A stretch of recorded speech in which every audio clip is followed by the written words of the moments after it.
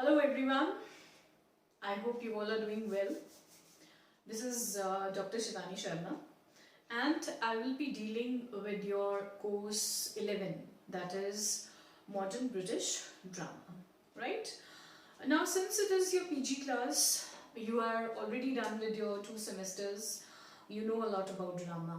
I was glad to read your answers. You have an understanding as far as drama as a form of literature or as a genre of literature is concerned, but still let us just brush off or revive our concepts of drama and how drama actually developed, right?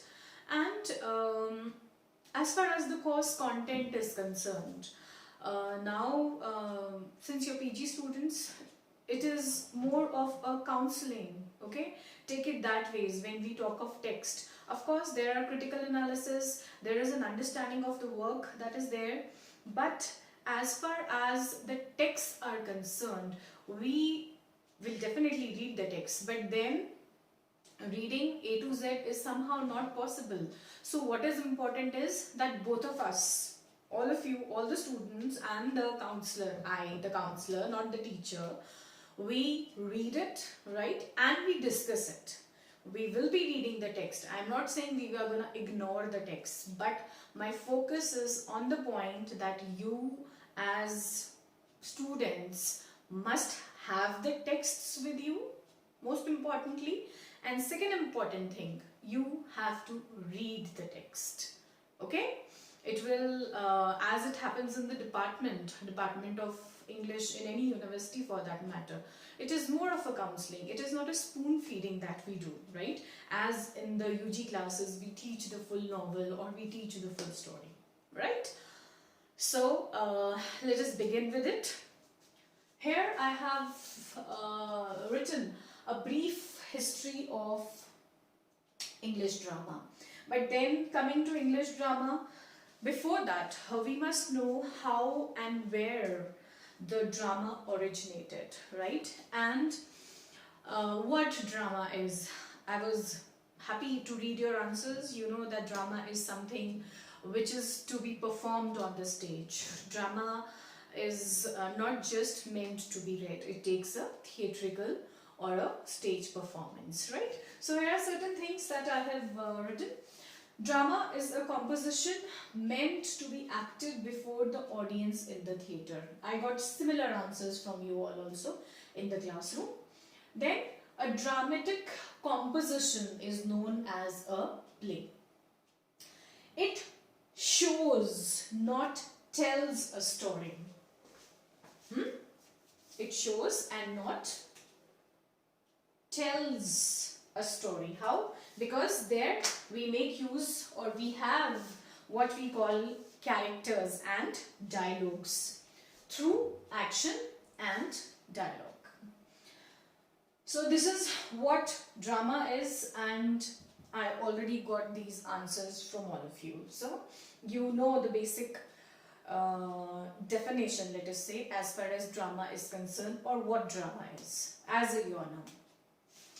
Next is, as far as the origin is concerned, that also I got very good answers from all of you, that drama had its origin in the country of Greece, and it was around in which year? 500 BC, right? And how it originated, or through what it originated. The origin was religious, which sprang out of the ceremonial worship of Dionysus. Now, who is Dionysus? Dionysus is the god of wine. Okay?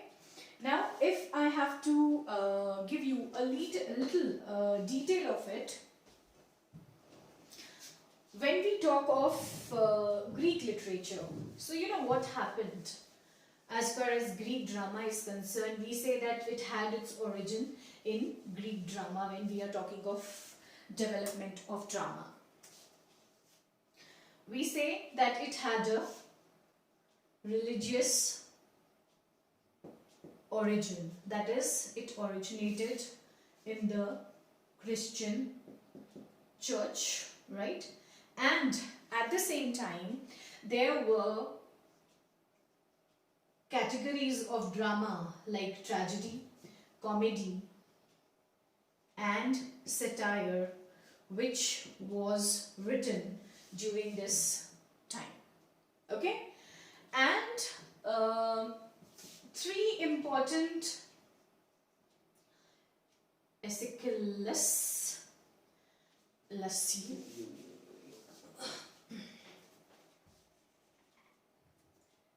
Aeschylus and not and Aeschylus, Sophocles,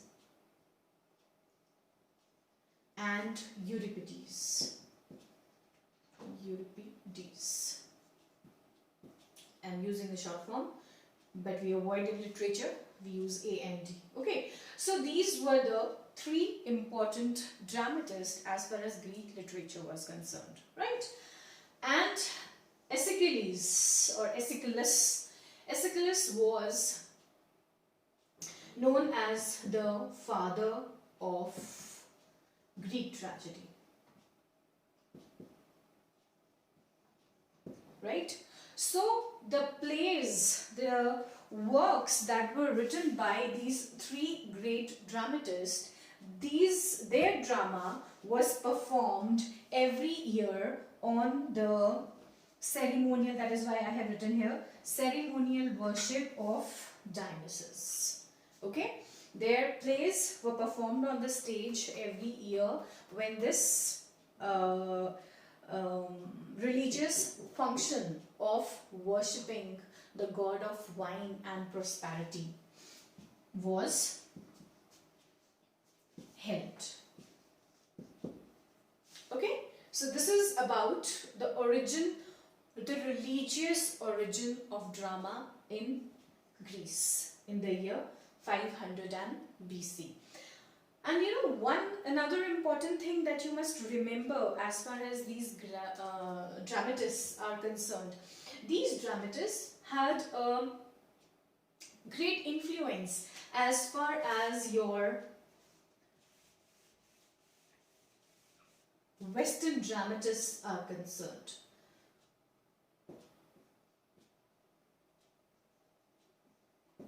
Their works had a great influence on all the Western dramatists. Okay, so this is about the Greek origin of drama in religion, right? Most of you gave me very correct and appropriate answers as far as the origin of drama was concerned, right? Now let's move ahead. Now before moving ahead, there is a concept, maybe the teacher who taught you history of English literature must have taught you this, because I too learned about this concept of literature from my teacher who taught me history, and I never forget it, you know, and every time I study literature, I can always connect to it, you know. There is this what we were taught was, there is a law of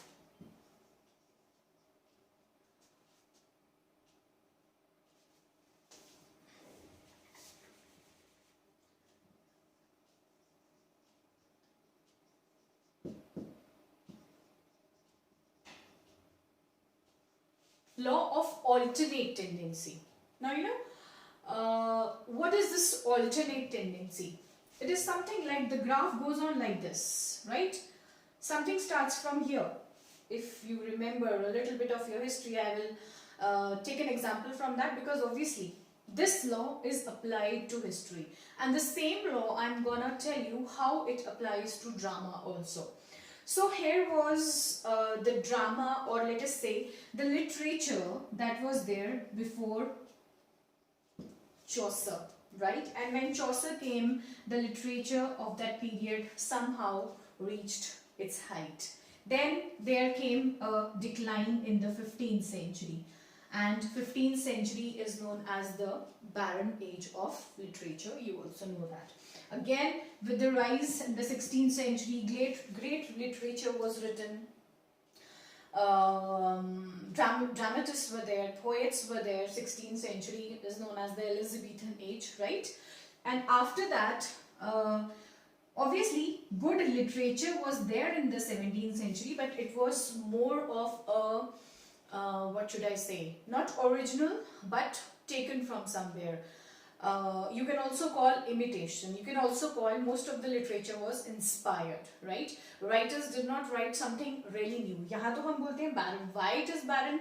Why 15th century is barren? Because nothing original was written. Whatever was written was a copy of the 14th century. Okay, so what I am trying to tell you, that there is a law of alternate tendency when we study the periods of history as far as literature is concerned, right? Now, the similar thing goes in, you know, if I have to, let us talk about Greek drama only. I told you that it started, let us say, I will not show a decline, but yes, it started here, alright, and around 500 BC, it was at the rise. It was the beginning. Okay, I'm not saying it has reached the height, but this was the beginning, and from here it started.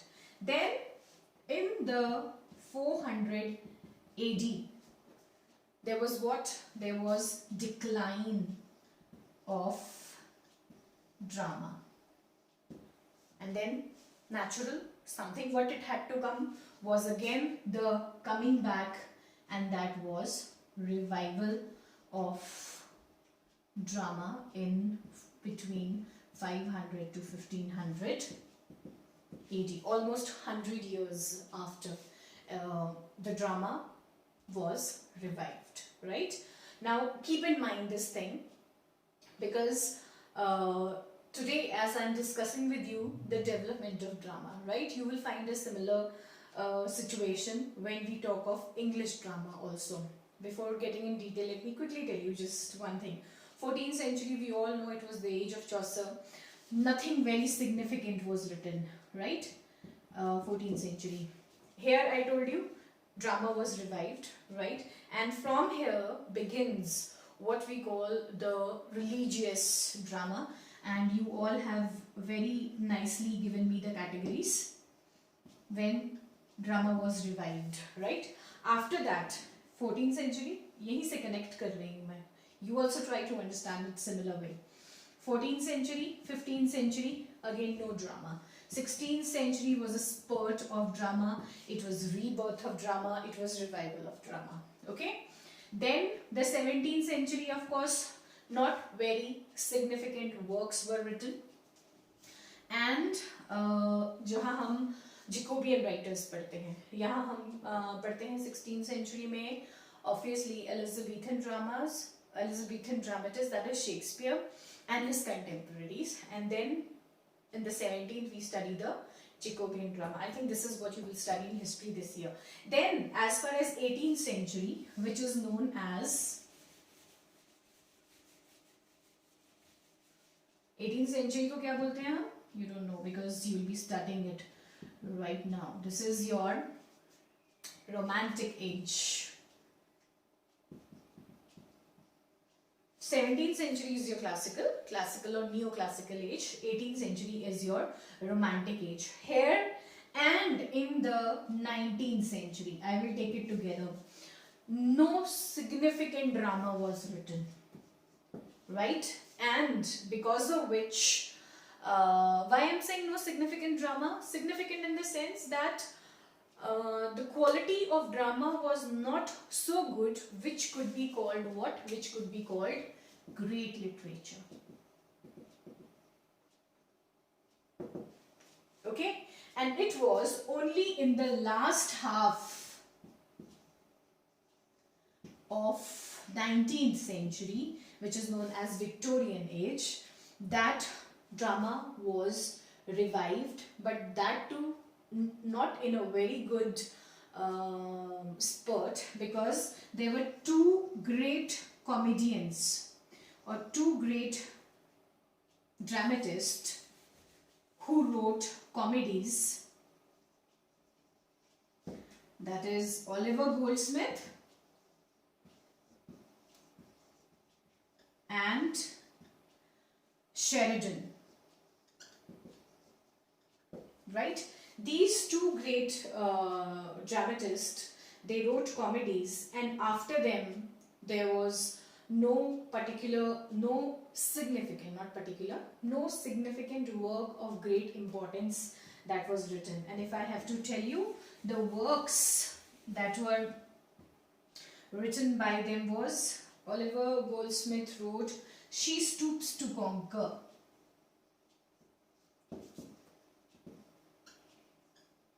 and Sheridan,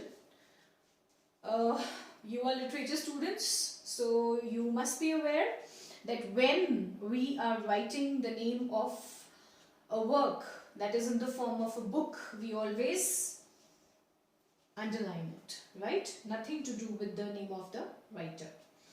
Sheridan wrote The School for Scandal. Okay? Now after this, when we talk of the 20th century, which we are going to study, we are saying modern British drama. That is the name of our course. And 20th century is known as the modern age of literature. So it was in this age, with the coming of great writers like your Oscar Wilde, G.B. Shaw, and with the coming of Abbey Theatre,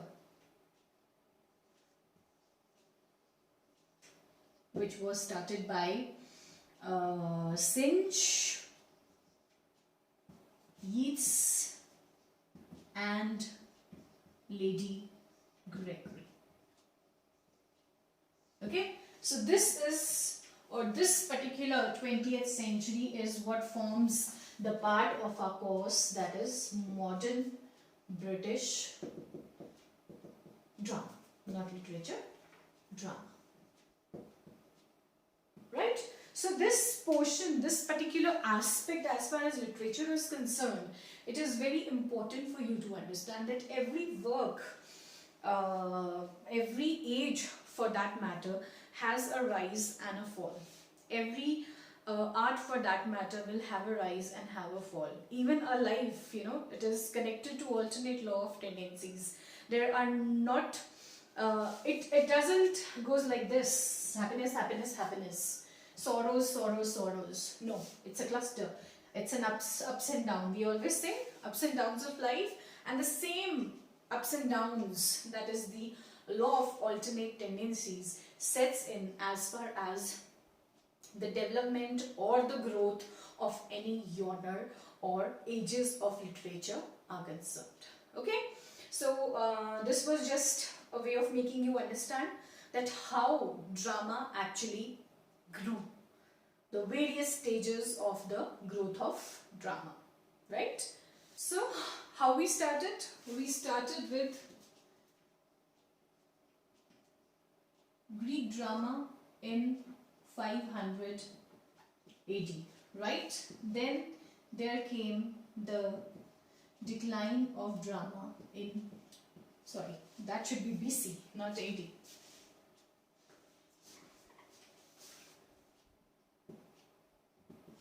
This is AD. And then revival of drama,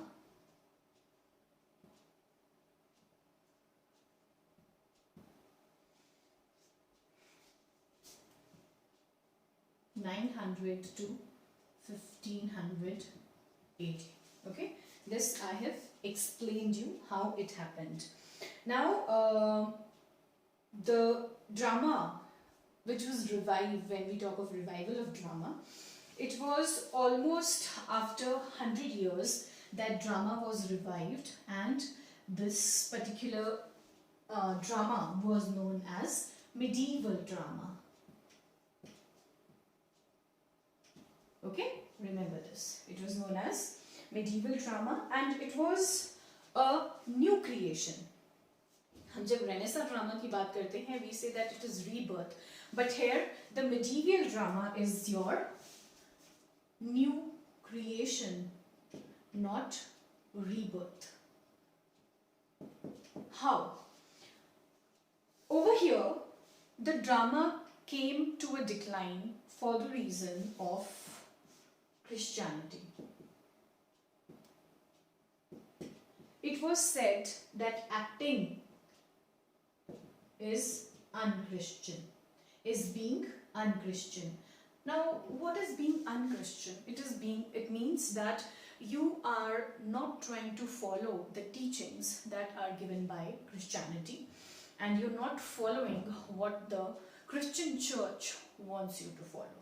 Okay, so because of this reason, because acting was considered unchristian, that was the reason why the drama had a decline. The actors themselves stopped performing on the stage, right? But almost after 100 years, drama was revived, and now as far as the revival is concerned, it again had a revival from the same place from where it faced the decline. The revival happened of the medieval drama through the Christian church itself, right? You've read, I also read in your answers that you wrote that how the initial beginning, the origin of drama is in the religious part. So you were aware of this medieval drama, you were not talking about this particular portion.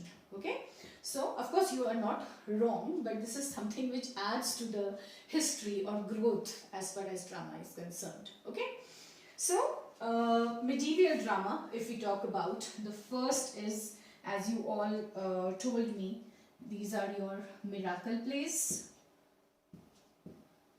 followed by your mystery, though mystery miracle are almost the same. Mystery plays were also known as liturgical plays, and third was your morality plays. Now mystery plays were dealing with what? Miracle plays, they were dealing with lives of saints.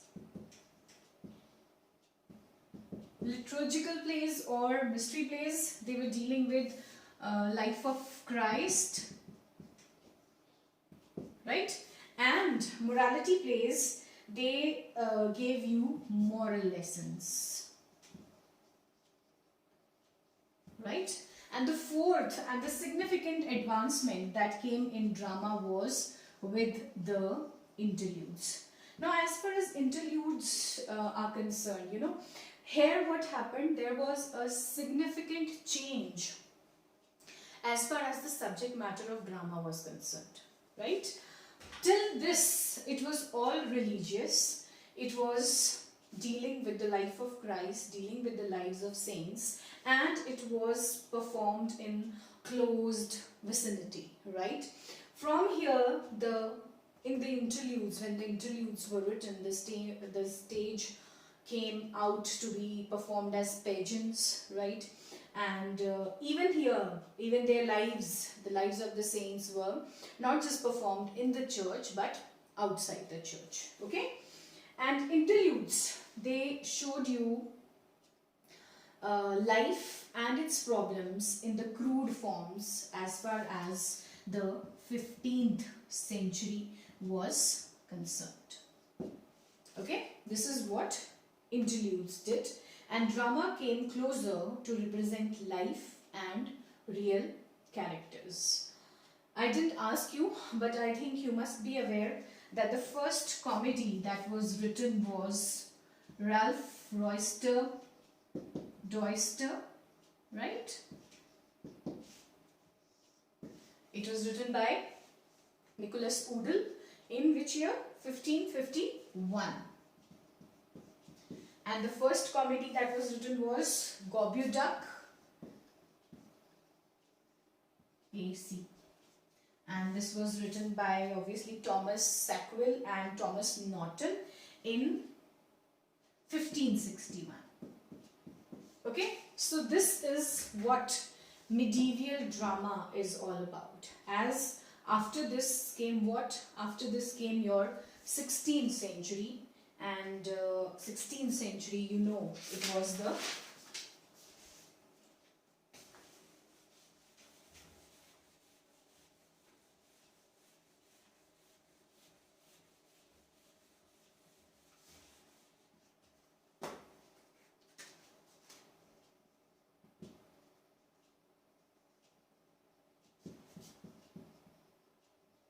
Elizabethan drama. After medieval drama, Elizabethan drama, followed by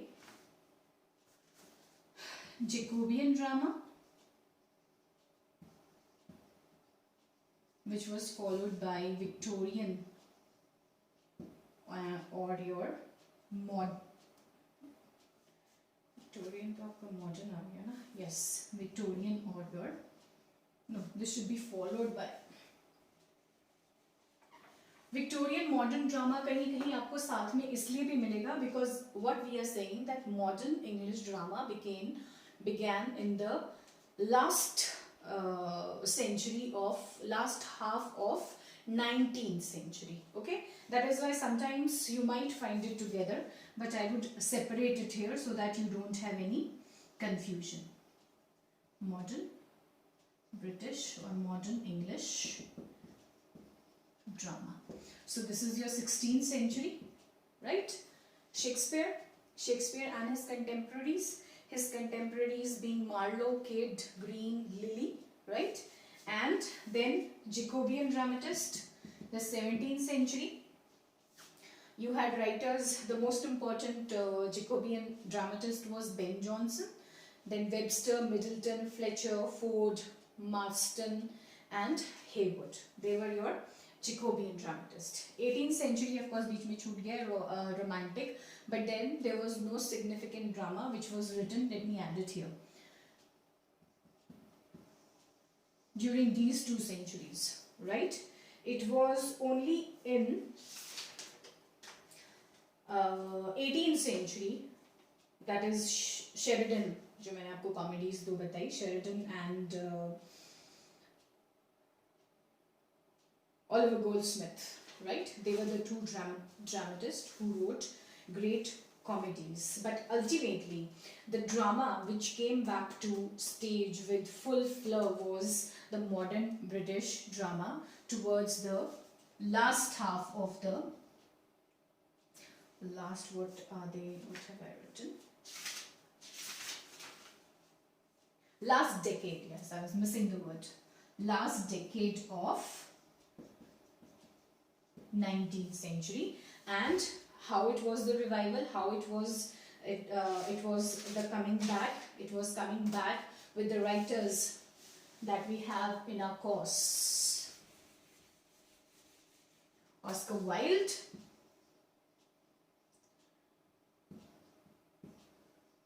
Shaw and the Abbey Theatre. This was how the drama finally was revived in the 20th century, or in the last half of the 19th century, right? Last decade of the 19th century.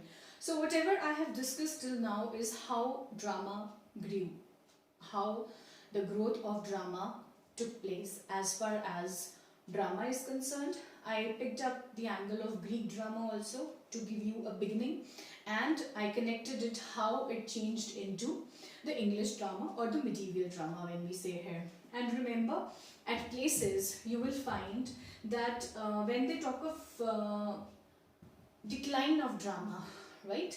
Here they say that 400 AD is the at this time it happened, and this was the time of Roman Empire, right? And medieval drama को आपको कहीं कहीं मिलेगा. AD का मतलब पता है? Sorry, I was forgetting this. AD is after the birth of Christ, and it is a Latin word which means Anno Domini. Okay. So what I was telling you, medieval drama or the medieval age is also known as, you must have studied in your history, it is also known as Middle Ages of literature. And this drama, जो हमने morality, mystery and all we read, right?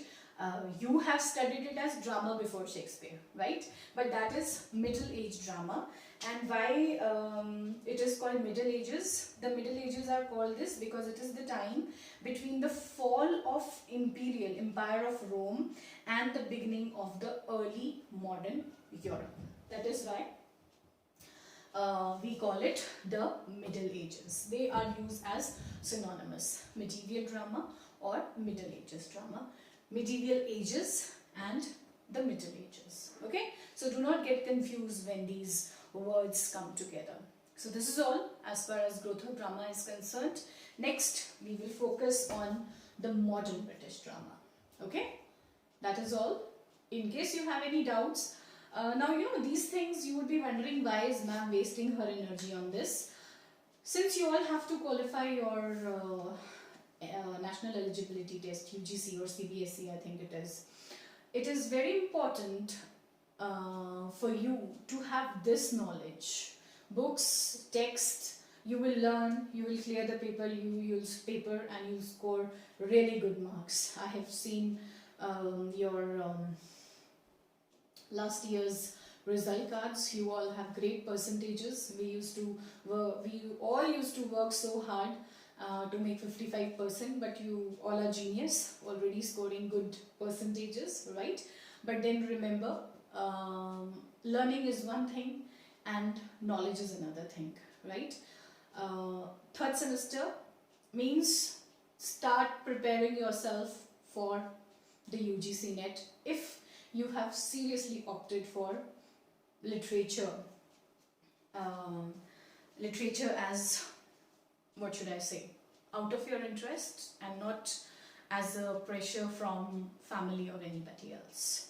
Okay, so that's all for today. Thank you.